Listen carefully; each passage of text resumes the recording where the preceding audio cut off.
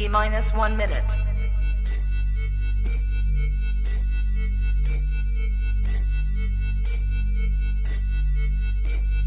T minus 50 seconds.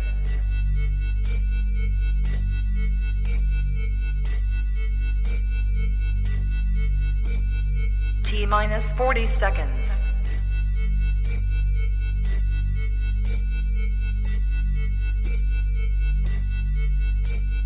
T minus 30 seconds.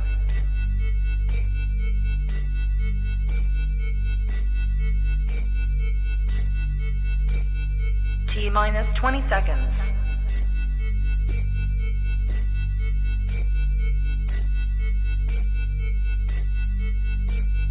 Ten, 9, 8, 7, 6, 5, 4, 3, 2, 1, 0. Own it, own it, own it, Kong. I own it. It did. Women's Wrestling Talk, the #1 women's wrestling show on the planet.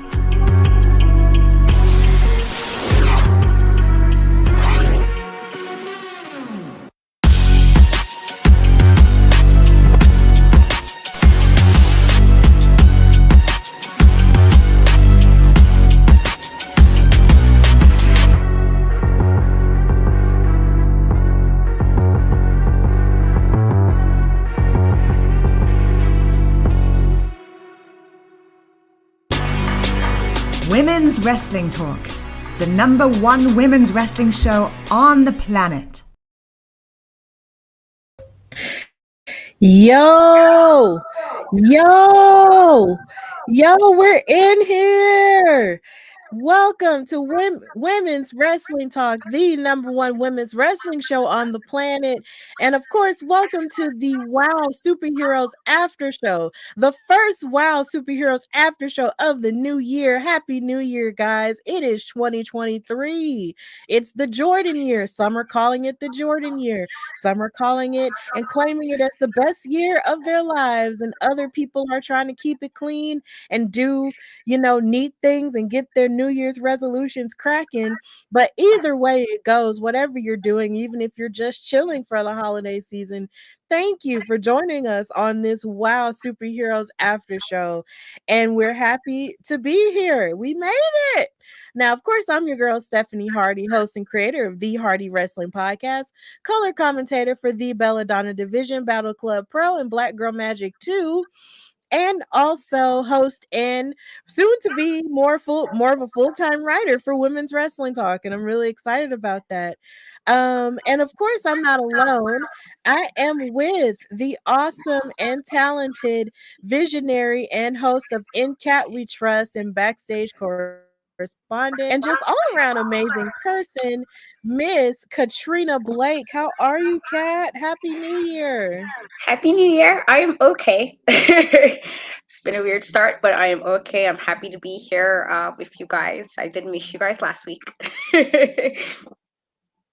Yeah, because you were doing the Christmas thing with all of the beautiful kids, and I totally get it, Christmas is an amazing holiday for everyone, even for, adults, but it's definitely for the kids. So we definitely get it. I completely understand. We missed you too. But me and Emily kept it cracking.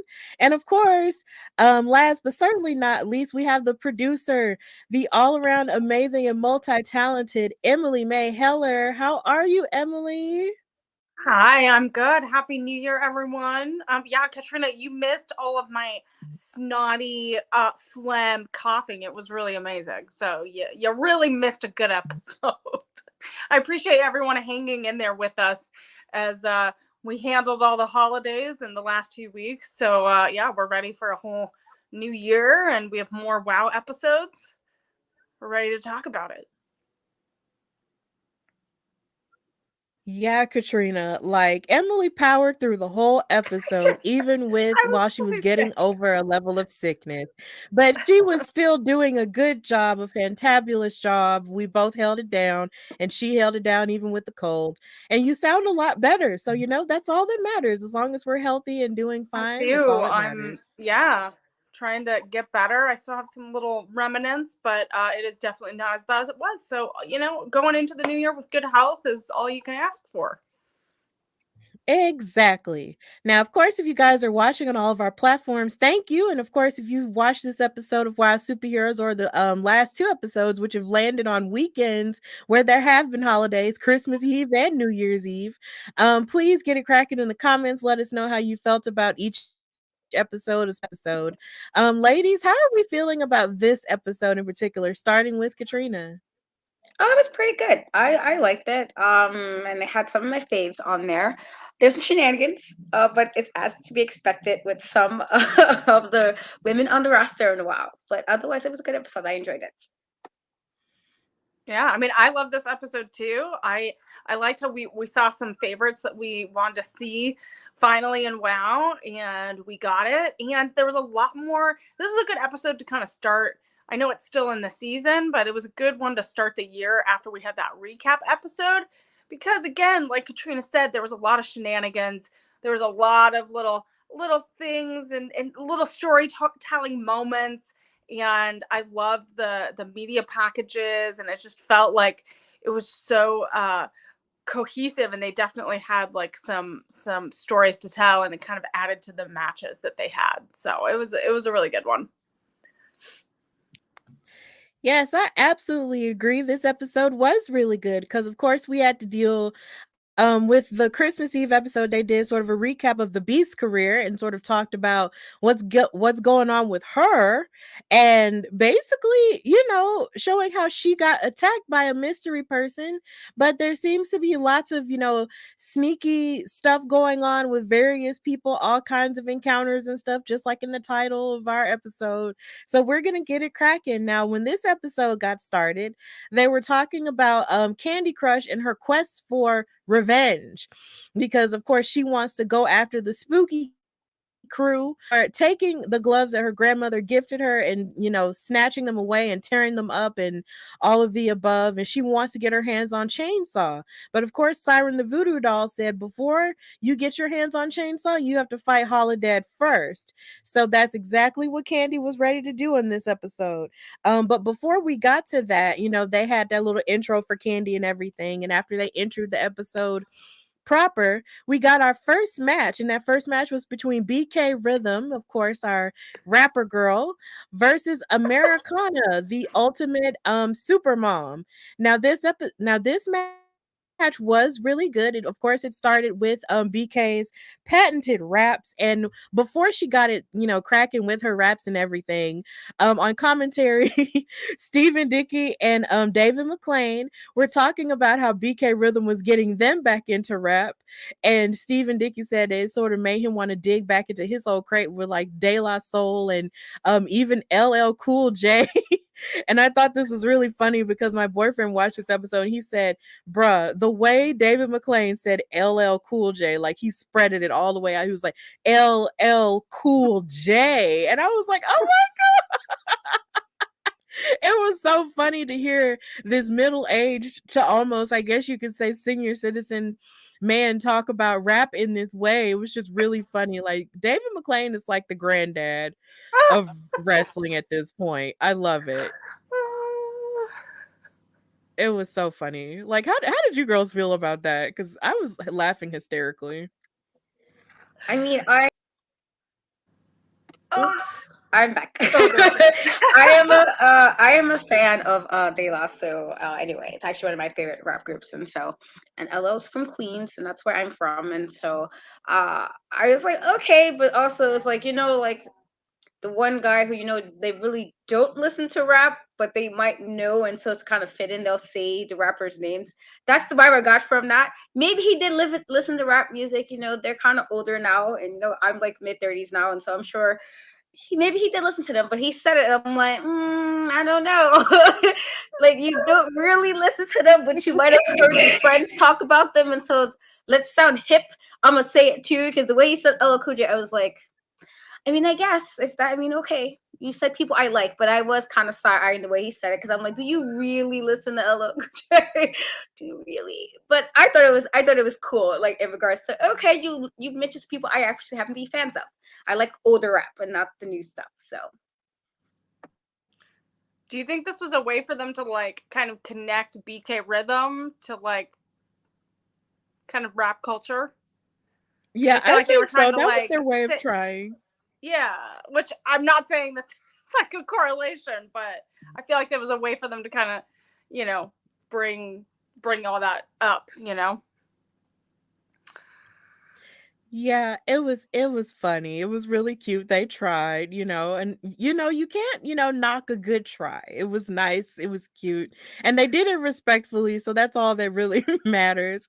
But BK and Americana did their entrances, and BK did a rap where she was actually dissing Americana and even dissing her son. She Yeah, even brought her son into it. I was just like, how dare you be this bringing disrespectful? the family Right, into because it, yes, making it because as personal. Americana was making her entrance, her son was there. She hugged him and everything. Shout out to Levi, who's Hmm. just the cutest. And So she cute. basically said, how you're gonna name your jeans after after jeans, because his name is Levi and the whole Levi's thing. So it was just kind of like she was disrespecting him and her and basically said, I'm gonna make your son my number one fan. And I was just like, girl, really? It was just mad disrespectful. But once the match got started, it keeps making Katrina want to just bounce out. Like she's mad about it. I know, Um Katrina. Why are you so mad?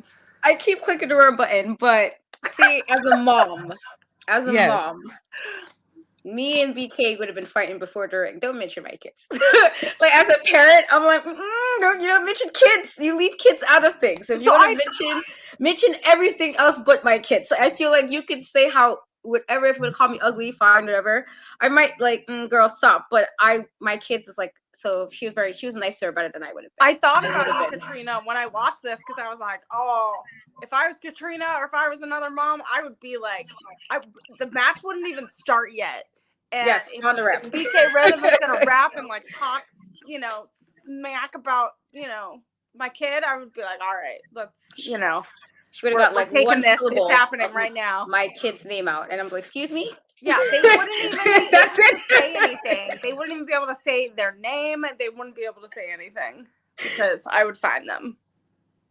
There you go. And I don't even I'd have be kids. heated too. So Yes, I'd be heated too. And I can only imagine Levi because of course, if you're like if you bring up my mom, in a negative way, I'm ready to fight you. Okay. So it's just like it's kind of I guess it goes kind of either way. But then again, that energy, that mama bear energy is just really different, that hits different. So either way, that was what got this match cracking. And it was a really, good match. I'm saying Emily had to bounce out. Hopefully she'll be able to bounce back in. But this match was really good.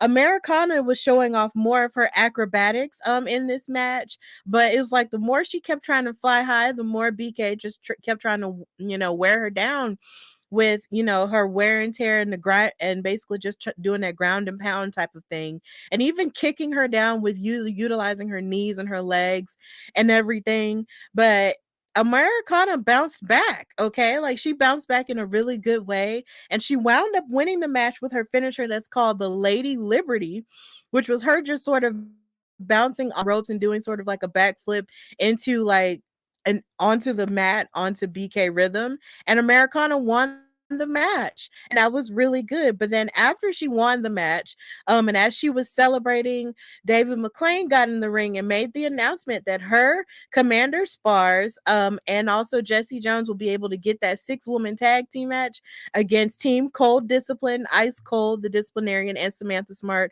who will be making her in-ring debut in terms of WOW.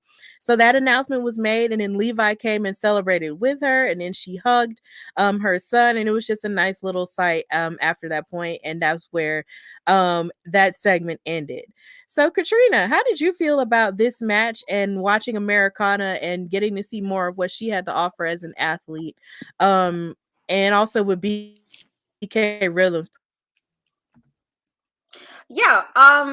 One of the first interests to her was by the fact that she was a mom and kind of got back into wrestling. After being a mom for a while, and something I can totally relate to because the career goal I had in mind the first time was not what I am doing now. And while I'm happy with what I am doing now, it took some time to get here, and especially when you're a mom and trying to be there and be at all the events and do all the things, and you kind of have to put yourself in the back seat sometimes. And so she already earned some points because of that. And so, like I said, personally, can't talk about my kid. without it being a problem. And so I was glad that she got that win, because I was like, you can't have her lose after she brought up her child. I was like, I would have had to be like, first of all, on Twitter. And so I'm glad she actually did win the match. But it was nice. It's kind of nice. I'm glad we're seeing more of her. I like the fact that her son's always there. You know, if like I was a wrestler, but I want my kids there, maybe in like the third row, because the first row can get kind of crazy sometimes, depending on what kind of wrestling you're at. So maybe the third row, but like I would love my kids to be there too. And so I totally like that her child is always there, like kind of just supportive. But I was glad with the matchup. I was glad with the win, because I was a little worried at first. Again, if she would have lost after those not BKs and shenanigans, because she's always doing some shenanigans, I would have been like, listen here, wow, and then a bunch of me tweeting out, somebody would have got some letters and whatever, just let's not do those. And so I'm glad, I was happy with it. I'm liking that we're seeing more Americana, kind of seeing what she's doing. And you know, the mom thing is always like a plus for me, just I'm like, yay, I'm a mom too, I totally understand. So the fact that she's sitting there wrestling and being a mom, and her kid's not like super old or anything, he's still pretty young, it's tough. It is tough. And so it's nice. I like the win. I like that she got it, and I'm glad we're seeing more of her in WoW.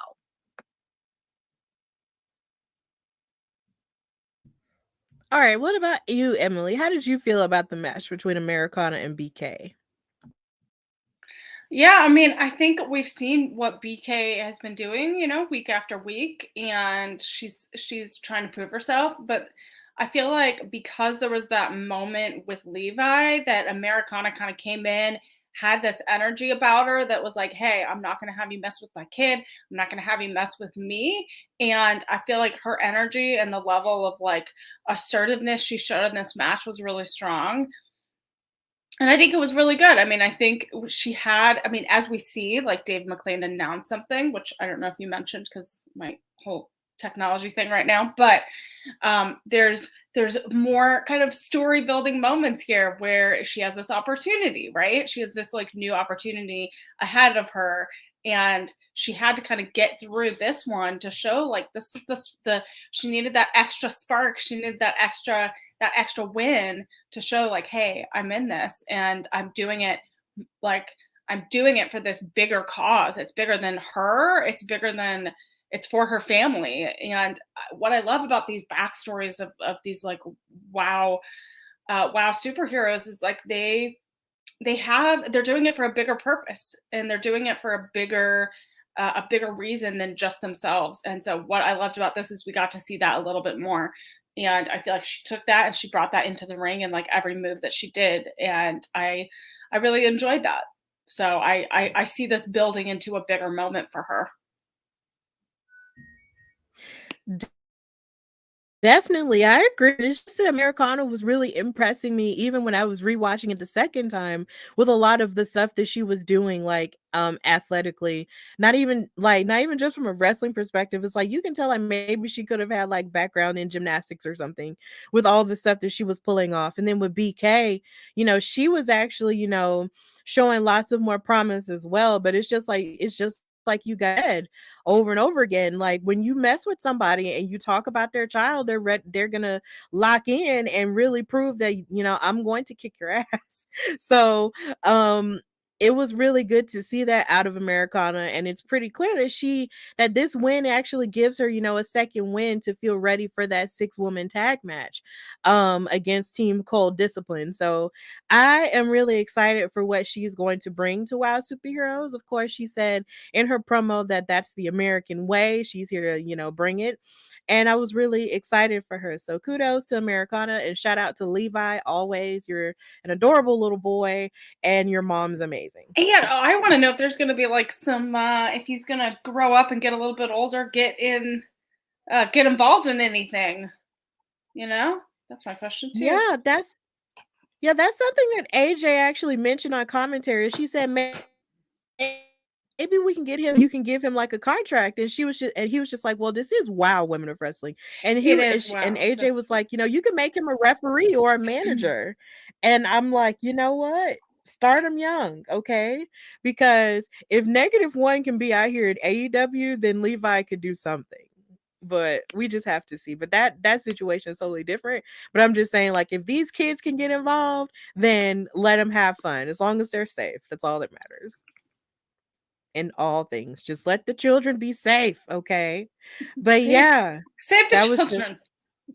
yes, always. I love kids. Love, love, love them. I just don't have time for them, but it's okay. One day, maybe. We'll see. Katrina, We'll just see. pass them. Give Katrina, give your kids to Stephanie so that she can get some babysitting in, and then that will. I I mean, don't know they're if I could older promise now, you. so it'll be a little bit easier than when they were little. They can do a lot of stuff on their own now. So Yeah, maybe they would. Like, maybe if I moved up there, then that would be fun. it That would would be a fun adjustment. But moving forward with the rest of the show, past the children, the next match was between Keita Rush, who is a WoW icon, going up against Robbie Rocket. Now, Robbie Rocket is somebody that me and Katrina were actually able to see in action in Los Angeles at Comic Con LA for the first time. And of course, she's capitalizing off of the win that she got off of Kandi Krush a few weeks ago due to the distraction of the witchy team. But of course, now she's going up against Keita Rush, who's one of the bully busters. And I find myself a little lost because I'm not necessarily sure if Robbie Rocket is supposed to be like a break dancer or what her story is. You know, they've sort of introduced her in terms of in-ring work, but we don't necessarily know what her story is. But she came out in a bucket hat, which I think is really cute, considering they did mention LL Cool J earlier, and that's a style that he did kind of, put out there in pop culture.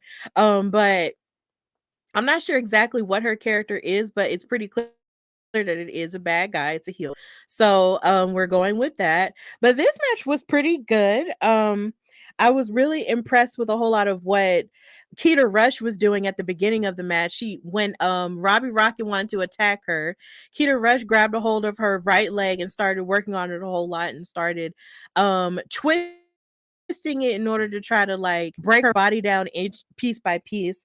But that didn't necessarily work all the way through because Robbie Rocket was bouncing back a whole lot quicker with a whole lot of snaps and everything. Like, it was just lots of action-packed movement. They were both really quick with a lot of their movements and also a lot of drop kicks from Keita Rush. But Keita even had this really impressive spot where she did a bulldog onto Robbie Rocket, but she ran up the turnbuckles and bounced from one top rope to the other top rope and then hit the bulldog. And it almost looked like she was going to win the match with that, but she didn't. And oh my gosh, it was just a pretty hard fought match. But in the Robbie Rocket wound up winning and Keita Rush wound up losing. So, how about this match and the rise of Robbie Rocket? I mean, if you look at, I loved Robbie Rocket's look. Like, she came out, and I did get this feeling of like trying to be introduced to her, trying to understand her background. And if you read her bio on WoW, like, she has such a story to tell, right? Such a uplifting, like, driven, such a mountaintop that she had to climb, right? And so I loved this kind of, she's coming in and she's like making her statement. And I felt like she was like super fast paced, kind of had these like really kind of intricate moves that I really liked. And I feel like it was kind of different than what we've seen previously in this episode and previously. So I really like this. I feel like these were two pretty level matched competitors, kind of like somewhat on the same level, but I feel like Robbie Rocket like really kind of shined in this one. Yeah, I enjoyed it. I was a Yeah. little surprised, honestly, at first that Keita didn't get the win, but I did like that we're seeing again when they introduced new people. At least to me, it's kind of nice to kind of see where they're gonna take the matches and where they're gonna go from there. And so, I did like the look. And you mentioned the bucket hats, the Kangol bucket hats, and Ella definitely did wear those in the late 80s.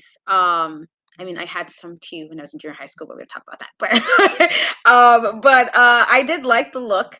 But I also, like I said, okay, you can't have everybody lose coming in straight in, like where it's just like loss to loss. And so I'm okay with the fact that she has 2 wins so far.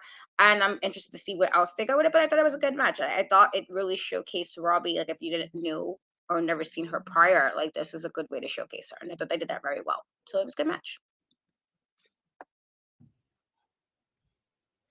Yeah, I absolutely agree. It was a good match. I can't wait to see more of what Robbie has to offer. But it's just like something else that I thought was really interesting was just the fact that even with every hit that she was um laying just talking mess at her. She was just like, "Why don't you give up? Why don't you stay down?" Like she's a very vocal athlete. And I feel like and I wonder, where that aggressiveness and where that abrasiveness comes from. But Emily, I'm glad that you actually, went and actually read the bios, which is something I should do. But it's just I was also mentioning that on television that they hadn't really told her story from a television perspective. But I Yeah, I believe think that I'm gonna look into it. Yeah, I mean, I think she like grew up in like San Gabriel Valley, like on the like when you look at the bio, she like had came out of homelessness. Like it's a really intense story, and I'm like interested to see how they tell the story on air, and kind of build this into her as a wow lady.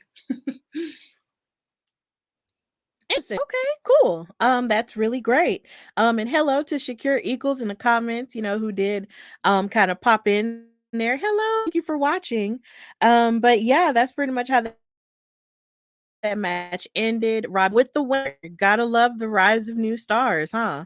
So yeah, moving forward, they did mention a whole lot more about the situation with Kandi and Holidead leading up to their match. So that's the next match that we have, coming up. Little Miss Kandi Krush, with all of the fire and all of the anger, was going up against Holidead, who we found out a little bit more about. She likes to visit cemeteries and hang around, dead around like the sort of occult and the dead there. First So of all, she I likes feel to like hang all of around us should know cemeteries. that about Holidead already. Yeah, she's really, creepy and into the macabre and stuff like that. So that was really interesting to find out. And hello, of course. Hi. I believe this is TK saying hello. Of course, join us and follow us everywhere you find women's wrestling talk. But yeah, this was really a solid match here in terms of not even just her character work, but also in terms of her athleticism. I enjoyed this. Like, even though Kandi was ready to fight, and get her revenge and sort of, lay punches and stuff, those patented MMA punches to Holidead, Holidead showed a lot of her power here. She actually lifted Kandi Krush a whole lot. She played darts with her by running her head, by picking her up and lifting her and running her head into like the turnbuckles. There was even a point where she had put in the tree of woe and actually like got out of the ring and made like a chokehold with her head, with the back of her head mashing against the turnbuckles. She was very vicious in this match. Like Holiday was not playing any games, but it felt like Kandi Krush had the upper hand in terms of her quickness on Holiday, because there was one moment where Holiday was trying to hit her with the big boot, but Kandi was able to duck it and stuff like that, and just try to hit all those punches and everything and get that in. And she even hit an attitude adjustment onto Holiday. Shades of John Cena. Like that was really cool too. But as she hit that on her or whatever, it was just like and then after even hit another amazing move, the modified dragon sleeper on her, like Siren the Voodoo Doll came out and proceeded to play more mind games with Kandi Krush and took the replacement gloves that she had, that Kandi Krush had, along with the ripped up gloves. And as Kandi was trying to get some answers, like, girl, what are you doing? Why are you taking my gloves? Why are you messing with me? Holiday took advantage of that and slammed her and wound up getting the win. So Holiday wound up covering Kandi Krush up for the win, and Kandi was very frustrated and angry, but still ready to get her revenge on all of the creepy crew. I feel like I keep giving them 3 different names all the time, but it's okay. Y'all know who I'm talking about. But Katrina, how did you feel about this match, and how do you feel about Kandi being played with and messed with and toyed with by Siren and her crew? I wasn't surprised about the messing. Holidead she does have her crew. And so as we know with the little cliques of crews and wow with the superheroes there's some shenanigans some of the time, and they do things. And so I felt like if anything, Candy should have tried. I mean, it's sometimes a little easier said than done because I know me's enough like all right, I probably will get like disqualified because now I'm talking to now I'm dealing with the person outside, and I know me well enough to know that that will be me. And so it's easier said than done, but maybe because of the situation, knowing that all this is happening with them, especially with the situation with the gloves, like maybe ignore them to kind of like you have to kind of do like one step at a time. And so in this moment, the step was beat Holiday, and she did. And so like it's unfortunate, but I wasn't surprised only because again, this is kind of what they've been doing. A lot of like they are very open about like this is what we do, but they're also not really too sneaky about it either. I feel like they're kind of in the open of how they are as a group. That she should have kind of like try to ignore at least to get the win and then deal with what's going on the outside of the ring. And so that's unfortunate, but I wasn't surprised. Holodet's info about the cemetery, I was just like, yeah, well, I mean, that feels like right up the alley, honestly. And we're not gonna say everything occult like falls in that because it doesn't. But I'm just like, okay, this like you have somebody who literally wears skulls around her neck. Like, so it's like, yeah, that falls into what would work for that group. And so that wasn't a surprise to me either, but I thought it was still a good showing for both of them. And I do like Holiday generally, so it was like, okay, you got the win. But I do think Candy, because of the situation, she has to figure out, like, I think a step at a time, who's worth what at that moment, and then deal with the other stuff. Because I feel like it's gonna, if they keep this going, it's gonna mess up. Well, it mess up this match, but it's gonna mess up like future matches as well.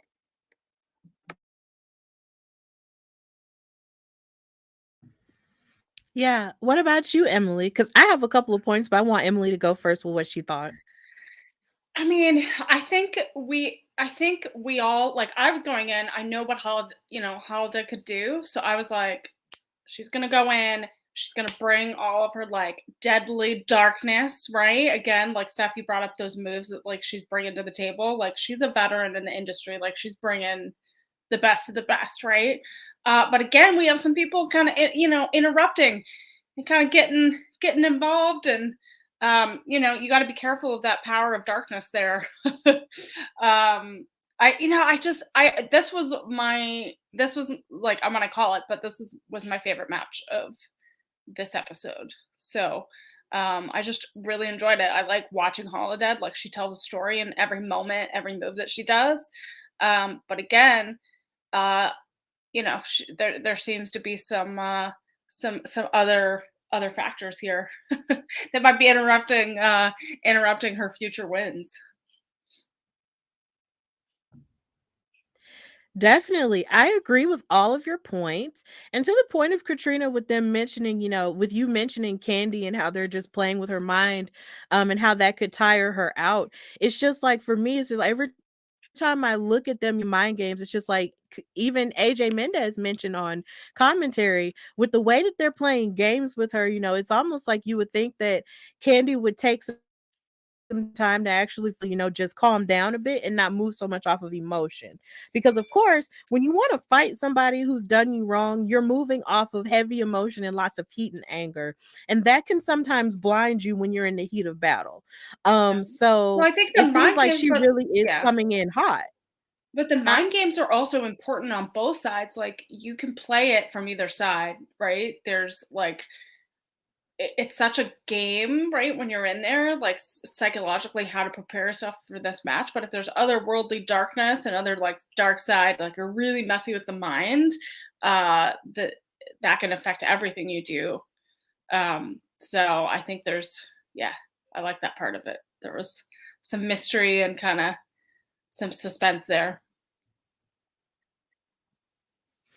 Yeah, I like that too. And it's just, maybe do you guys, think that there's a possibility that we might see Candy Crush sort of tap into a little bit of her dark side and see if she could tap in and actually play games with them and actually flip stuff on them? Or maybe use the power of light. I don't know. Do you guys see that happening? I mean, I'm surprised she hasn't yet, considering the situation. Like they messed with something dear to her. I feel like, again, knowing me as a person, that might get me to act a little bit out of my norm. Because it's something that I hold dear, something that means a lot to me, and so I'm actually surprised she hasn't. So I can see it happening. I'm just honestly surprised she hasn't done it yet because I'm like, you was hurt. They did a really messy thing, and so personally, like sometimes gloves gotta come off. You gotta do what you gotta do. And so I'm surprised, but I mean, if she does, I wouldn't be. I mean, I would have thought she would have done it by now, but if she does do it, I wouldn't be surprised. I feel like that should be with the situation. That shouldn't be too far of a stretch if she has to push herself there to kind of get the end goal. Yeah, definitely. What about you, Emily? Yeah, I mean, all like it's not just a physical, like you don't have to just have physical strength, but you have to have mental strength. And so I think there is some tapping into, and if you know how to do it right, like your opponent can take you out mentally first before you're even out physically. So I think it's I think there is the ability to play some mind games here. And I think especially with uh someone like Holidead and some of the other WoW characters that have a little bit more of a dark side, I think there might be some more prone to that type of strategy. Yeah, we'll just have to see. Because honestly, I just want Candy to really get some justice, on behalf of the spirit of her grandma. Because it's just like I live tweeted when I was watching it, like losing a grandma, or in my case, easy thing. And when you're trying to hold on to whatever it is that they've left behind, whether it be words, whether it be heirlooms or whatever, you're trying to hold on to them because that has some sentimental value. And I want Kandi Krush to get her revenge, but I also want her to be smart about it, like you guys mentioned. So hopefully she'll find a way to actually get back at them and, really get some justice on behalf of the spirit of her grandmother and the spirit of her combat fighting gloves, because those are special and she's a Yeah. fighter. She is a fighter and they represent so much too. And I think Right. it's not just a physical kind of representation of who she is and her connection with her grandmother, but it's, again, like you said, it's that spiritual connection, it's that mental connection. And so she was broken. Kandi Krush was broken on multiple levels, having this happen. So there's definitely some mind games and some physical games happening that are kind of affecting her. And so she has to either find a way to be smart about getting her revenge. And that's the thing, is like, sometimes it's not a sprint, it's a marathon, right? Like you got to think long game. How are you going to fight back in the long strategy, right? Instead of like tomorrow, you got to think smarter. Absolutely. The marathon continues for Kandi Krush. Now, um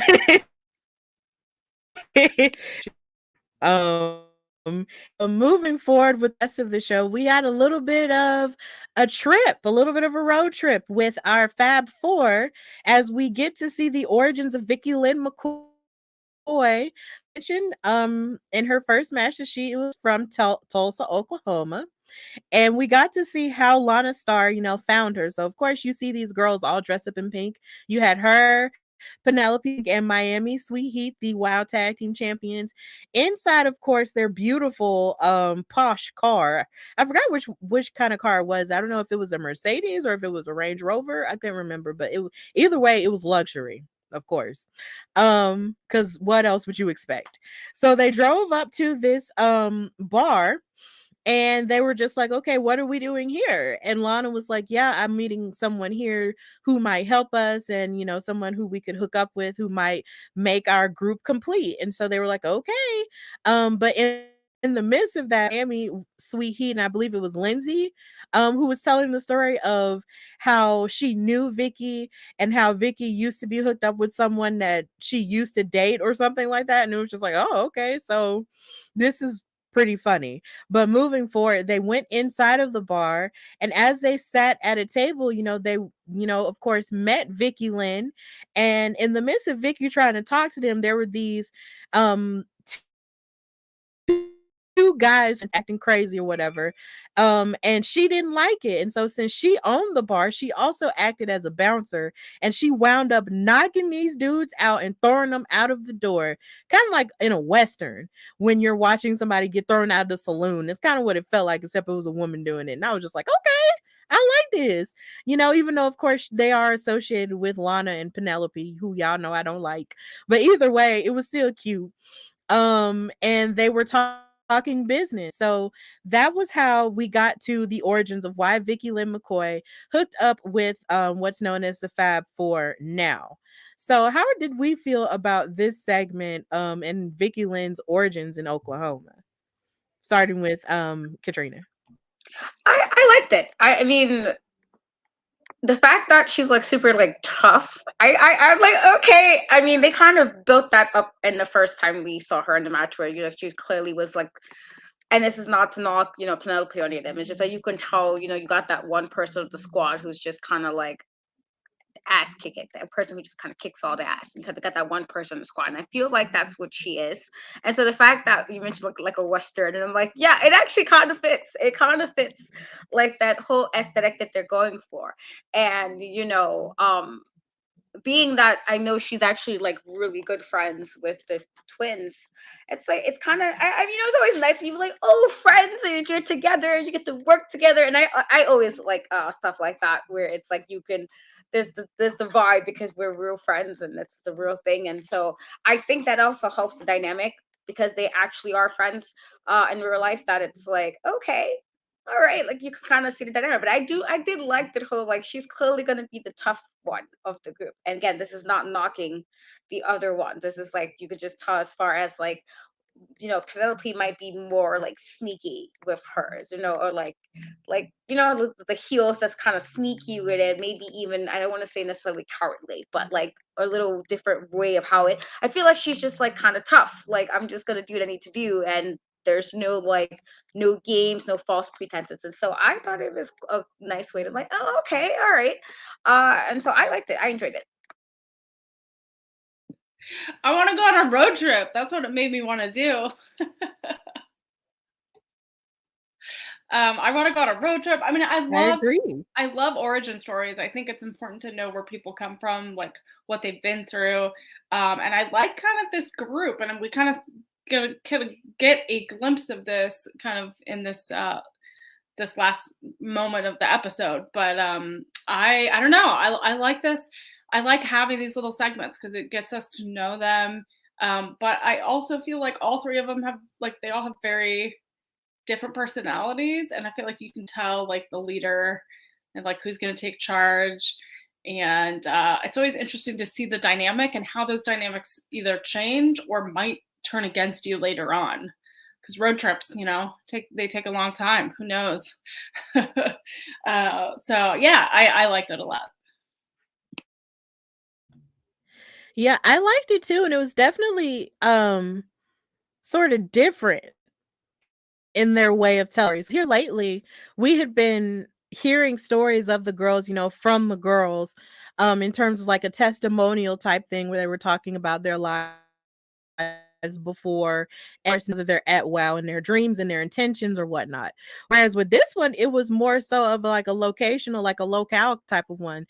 And I do like that they're keeping it fresh with that. That's something that WOW is consistently doing. They're keeping it fresh, and it feels like you're never watching truly the same show because they're revamping a lot of their looks, a lot of their graphics, a lot of their credits, a lot of so many different things that they're revamping, in order to keep you visually interested. And that's one way that they did that. And I really liked they introduced Vicky Lynn McCoy in that way. It was cool. I appreciated that. So this led into the match, a tag team match between Foxy Fierce and Tiki Chamorro versus Penelope Pink and Vicky Lynn McCoy. Now, of course, this was different for me because outside of Lana Star, we had never really seen Penelope Pink really like fully tag with someone. And also in the sense that I just thought her head was too big to tag with someone. That's another thing. But y'all know we have our issues. So moving forward, they actually were a good tandem together because even though Tiki and Foxy were moving really quickly. You had the know-how, the wrestling know-how of Penelope Pink, but then you have Vicky Lynn McCoy, who's very imposing and who will knock you down and have, no qualms about it. She'll knock you over. And there was just a lot of that going on. And of course, Tiki and Foxy Fierce were really impressive in their match. They had a double drop kick towards like the beginning of the match. They were trying, it was just a lot of, impressive maneuvers from that team, but it wound up not really working for them because Penelope and Vicky Lynn were doing a good job of separating, both members of each team at different times, and they even did it towards the end, and Vicky was able to actually throw Tiki Chamorro out of the ring after she tried to hit a 619 move, Tiger Fate Kick. And as Foxy Fierce was trying to hit one of her maneuvers on her, she got distracted, and Penelope Pink actually hit her with her Pretty in Pink finisher, which is a finisher that I actually do like, even though I don't like the person doing it. And the Fab Four wound up winning the match, and Penelope Pink and Vicky Lynn McCoy wound up winning. And in the end, once it was all over, David McClain was on commentary, and Lana Star said, give me the microphone. And she actually said that this is just the beginning and there will be more that we have to offer. Just stay tuned. And this leads to me thinking that the Fab Four are basically have this master plan to wreak havoc on all of the WOW girls and dominate the WOW locker room and all of the above. So, starting with Emily Mae, how are you feeling about the rise of the Fab Four and how they plan to wreak havoc on everyone? I mean, I love this. I kind of had this inkling, going into this. I was like, this is gonna be great. They have a great look. They're cohesive. They're, I think it's gonna be great. You gotta shake things up. You gotta challenge people, and they're gonna do it as a team right now together. But just I know how that usually goes, and usually there's one that wants to come out a little bit ahead, and it's usually not going to be great in the end. But I think it's going to be fun to watch. I think they're going to dominate, and I think they have to be strategic about who they take out first and who their opponents are, and they have to think about their end goal. Is it Is it championship? Is it to just take out as many people as possible and to be like the top person at WoW? They got to figure that out. So, and I'll be on the same page. Yeah, being on the same page is important, if you're going to be in a faction. And hopefully one of them, probably Penelope, won't get the big head and think it's just supposed to be all about them, but you just never know. But Katrina, how are you feeling about this match? And of course, the actions of Foxy Fierce and Tiki Chamorro, trying to pull out the win against the Fab Four, who seem to be very united now. Yeah, I think it was a good match. That any type of like situation where you have a tag match or you even have a stable, you want everybody to kind of be on the same page. And eventually, as with all stables, there's always the one member who feels like the Beyonce. And I say that, like the Michael Jackson, the one who wants to stand out and wants to kind of be like, well, I am better than the rest of you guys. And so, I'm not saying that they really said that. I'm just making there's always the one person you kind of like, okay, this person's that person. And so could I see that happening? Yes, absolutely. I actually can actually see it being between like I see like Penelope, even me, so it could be that one. I'm like, I'm a little better than y'all, or in that vibe, the way her personality is for the WoW wrestling. But I thought it was a good match, but I wasn't surprised. I did feel like Penelope, like they had just a better gel. They gelled better.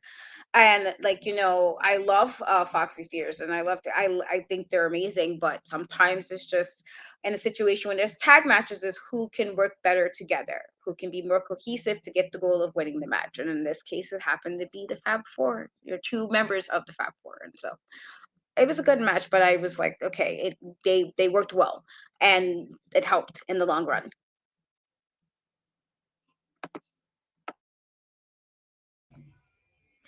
Yeah, it did. It really did help in the long run. And it's just, oh my gosh, I'm just almost scared because it's just the idea. It's like Penelope Pink was already bad enough.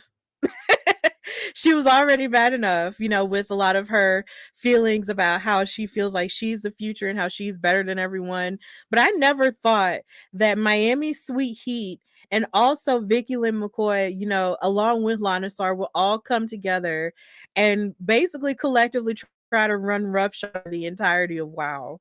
And it's almost it almost has me scared a little bit. Like, what are they gonna do? Are they just gonna tear everybody else apart? Like, and then to think of that, like, you have tag team champions in the faction already. So what other plans could they possibly have? Like, what's like, oh my god, like, I'm shuddering at the thought of it. It's crazy. And also, I would also like to go on record and say, Penelope Pink, I'm not obsessed with you. You're just mean. And I have to call it out. Somebody has to hold you accountable, and it's going to be me. Okay? Like in sync, it's going to be me. Okay? Somebody has to hold you. And if you want to fight about it, we can fight about it. You know where I'm at Queen Steph Hardy. Let's go. But that's basically where WoW ended. It ended with Lana Star having the last word. That's pretty much where we ended off. Now, next week, we're going to have that six woman tag between Team Cold Discipline and Team Americana. And that's what we have to look forward to. And it's really cool stuff. So please, like I say every week, if you haven't watched WoW Superheroes, please give it a chance. You can go on their website, which is WOW, spell out WOWE.com, and check out the schedule for where you can watch it and when it's programmed, for you wherever you're at in the United States. And just check it out. If you love women's wrestling, please check it out. Like, it's really cool stuff going on there.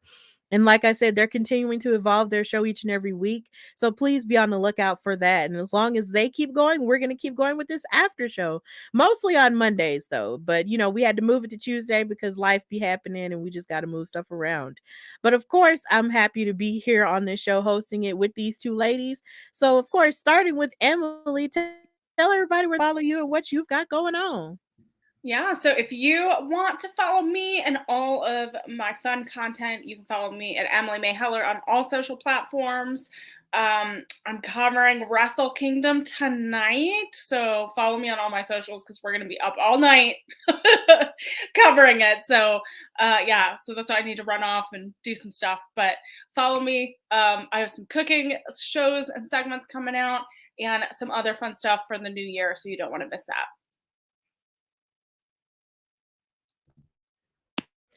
Awesome. And yes, Wrestle Kingdom's got some possible crazy stuff brewing. So if you want to stay up and do that, then God bless you. Because I don't know if I can. I think I'd rather wake up and see the surprises. But big ups to those who actually are powering through and staying up. But Katrina, tell everybody where they can find and follow you and what you've got going on. On most social media, I am in Kandi Krush. If you're on TikTok, Twitter, Instagram, the E is a 3. I am pretty low key right now because I'm actually in the process of trying to rebrand a bit, and so there should be interviews. I'm actually starting to set that up for this year as well. So interviews will be soon and new videos and all that. But I'm trying to rebrand, and so it's gonna be like a little month or so before you really start seeing anything. But it's the first 3 days of January, so it's pretty low key. I will not try to stay up for. I mean, if I don't sleep, I might, but I don't plan on staying up for Wrestle Kingdom. I plan on just catching it like I did last year, where I just caught it the next day and I watched it in the morning while I was working. And so that's probably what I'm gonna do, and then make sure I stay off social media, and so I won't be surprised because like they're better with it, but American fans is gonna be like. So yeah, I gotta make sure I kind of stay away from that and just go straight to watching it when I get the kids to school and stuff, so I can okay and get my thoughts. But my thoughts will probably come in later on in the day, like probably maybe Instagram live or something. I don't know. But that's pretty much it for now. All right. And no, you can follow me, your girl Stephanie Hardy, on Instagram and Twitter at Queen Steph Hardy. And also listen to my show, The Hardy Wrestling Podcast, everywhere you get your podcasts. And just continue to follow me to see what I've got cracking, at the beginning of the year. Yeah, like there's some stuff that I thought I could do, but I think I might just chill on. But either way, just know that you can follow me and see what's going on. Week Raw is going to be in Birmingham. Raw is Bama, and it's going to be cool. So yeah, either way, that's basically what I have going on, and I'm more than sure I'll make an episode about it. So it's going to be great.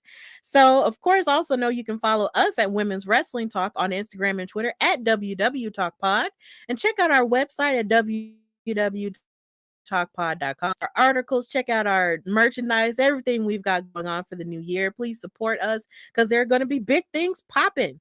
We're manifesting big things popping for Women's Wrestling Talk.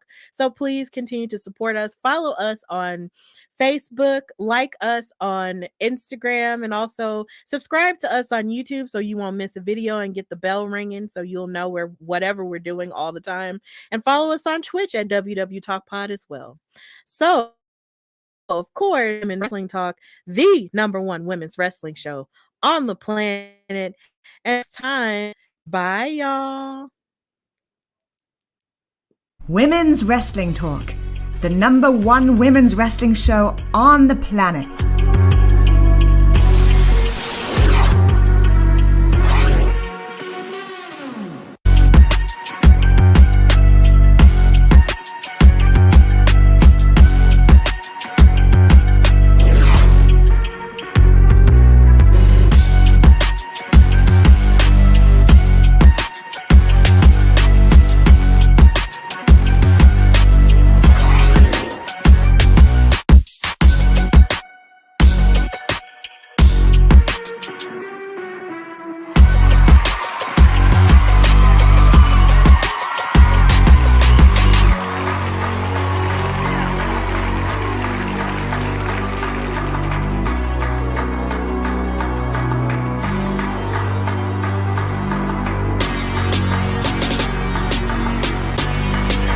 Women's Wrestling Talk, the #1 women's wrestling show on the planet.